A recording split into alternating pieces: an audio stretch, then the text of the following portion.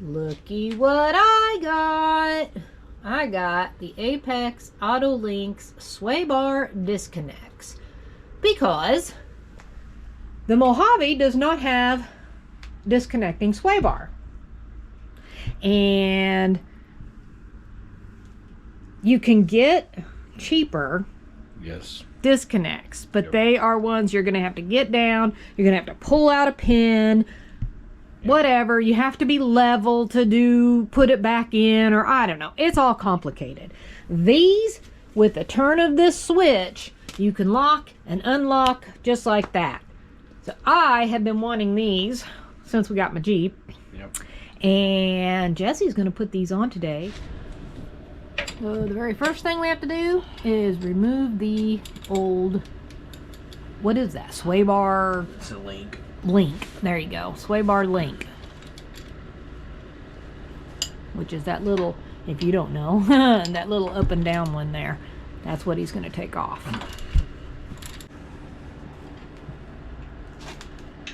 Once you get the upper nut busted loose, you have to have an Allen wrench to put in the end of the bolt.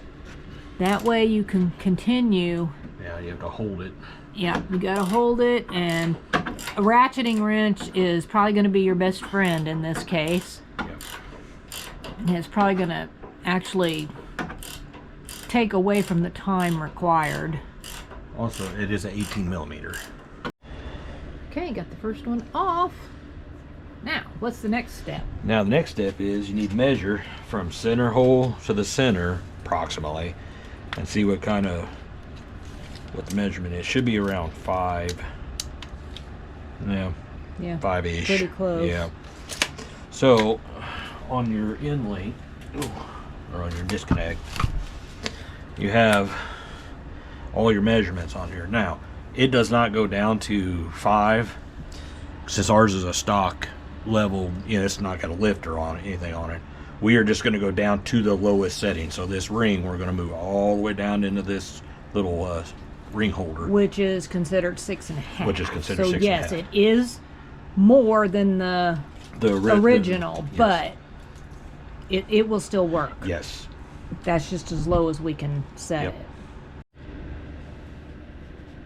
We've already decided this is going to be the worst part of putting these in, is moving this snap ring. And the instructions say to put it in a vise, blah, blah, blah. Well, Jesse's got those extra strong hands, so he don't really need the vise.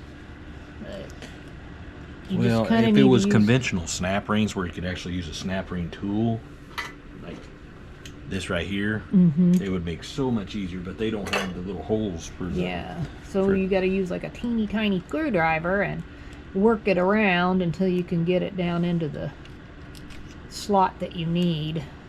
And I mean, you've got to move it. You can't just leave it where it's at from factory. There's one. So now you move that down. Now you got to move. How do you do that? You screw that in. You screw this one in.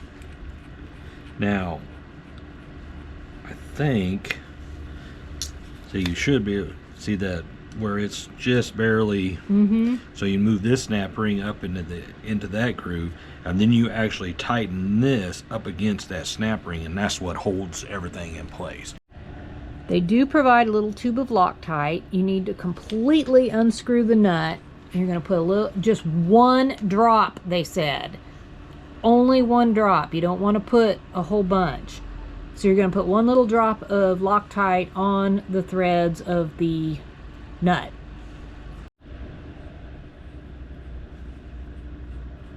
Now, do you need this to be showing the right, to going in the right position? There, screw that all the way down till it's bottomed completely out, and then that's when you got to move this ring, and it's got to go all the way down right with that nut. Yep.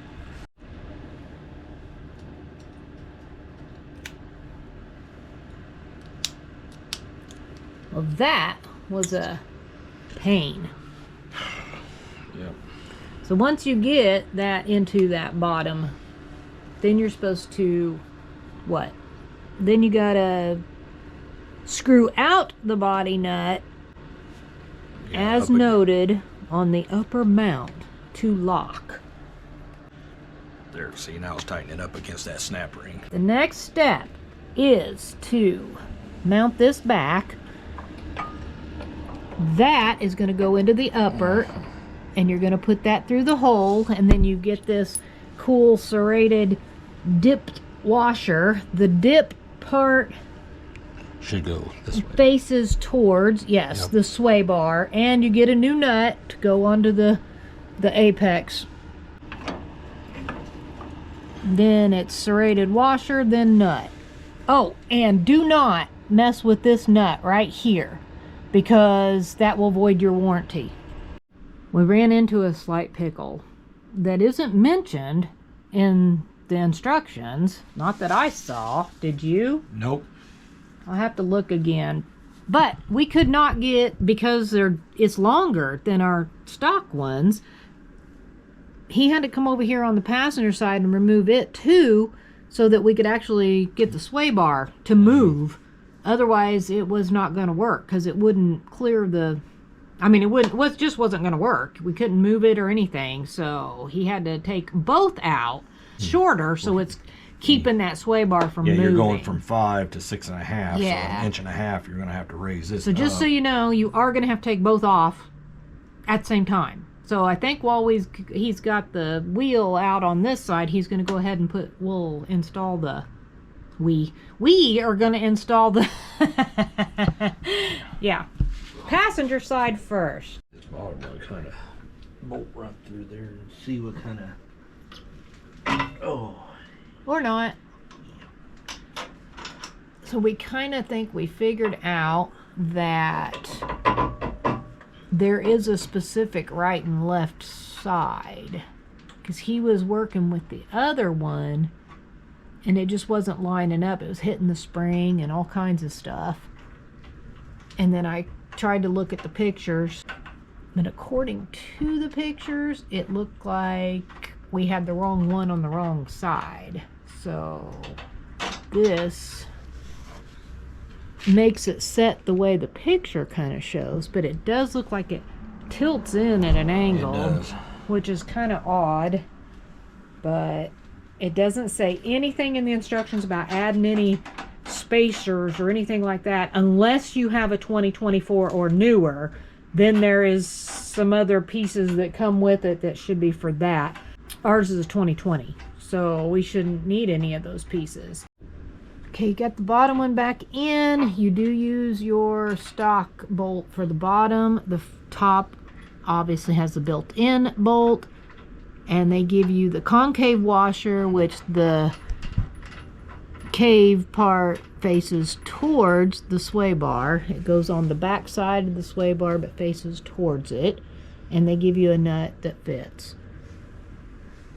So he's gonna, I guess, tighten all that up, and that should be the first one installed if all goes as we would like for it to. Look at that! It's in! It looks good! Now we are going to complete this process on the other side, and then we'll take this out and find a place where we can test it out and show you this thing in action. We don't really have like some big boulders to climb up on, so we're going to use this little... Oh, I almost fell over! We're going to use this little tree stump. Now, we still have the disconnects locked, so this is just normal. We're going to show you the difference between not having them locked and having them locked. So this is locked. They are not going to extend. We're not going to have flex.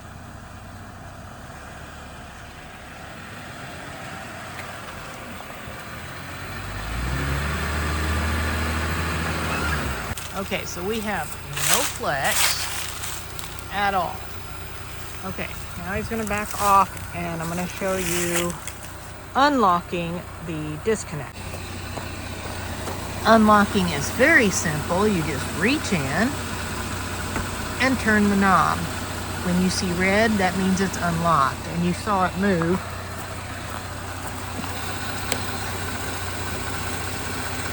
Oh, I was turning the wrong way there.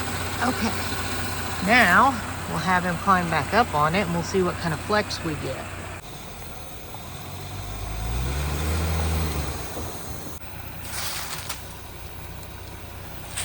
Okay, so don't see a lot on this side.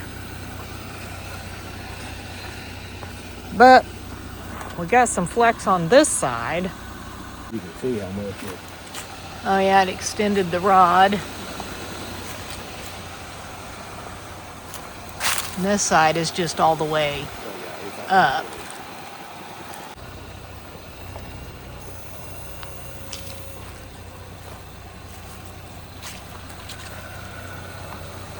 Now see, you got a little bit of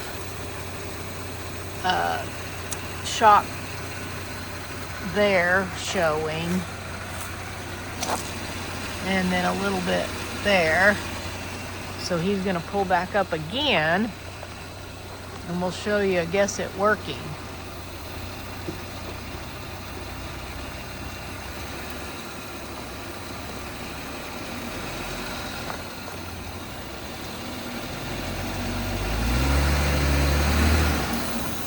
Oh yeah, you can see it extend even more.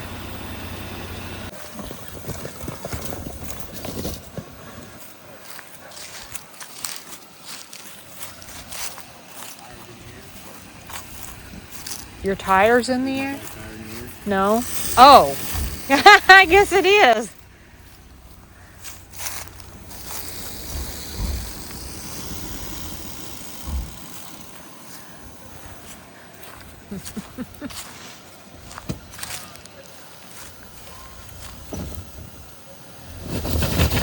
Oof. Okay, disconnects are unlocked.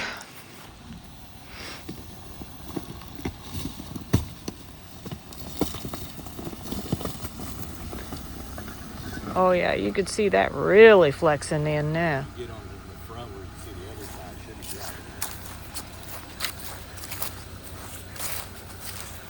Oh yeah, look at that. Wow.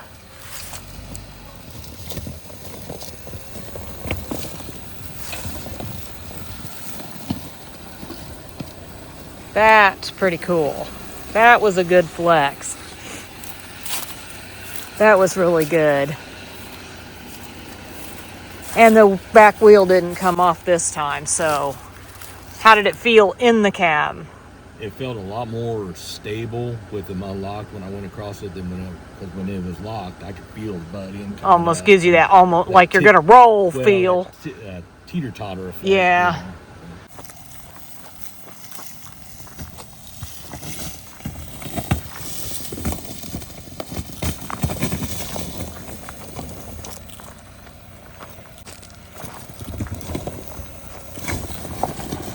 Yep. Those are pretty awesome. That was very stable. Yep, I like that a lot. And there's no, so now I can just lock them back in place and we can just keep on going. And there is no crawling under, putting in pins or anything. Even if it isn't quite level, once you hit a bump, it'll just lock right. It locks right in, so you're good to go. Yeah. And you don't have to be level to unlock or lock them. It's so easy to operate them. I think we gave them a pretty good visual of how they work, don't you? I think so. All right. So I guess if you guys grab some, or maybe if you already have them, comment below. Tell us what you think about them. Otherwise, we're done with this video. So we thank you for watching. See you soon.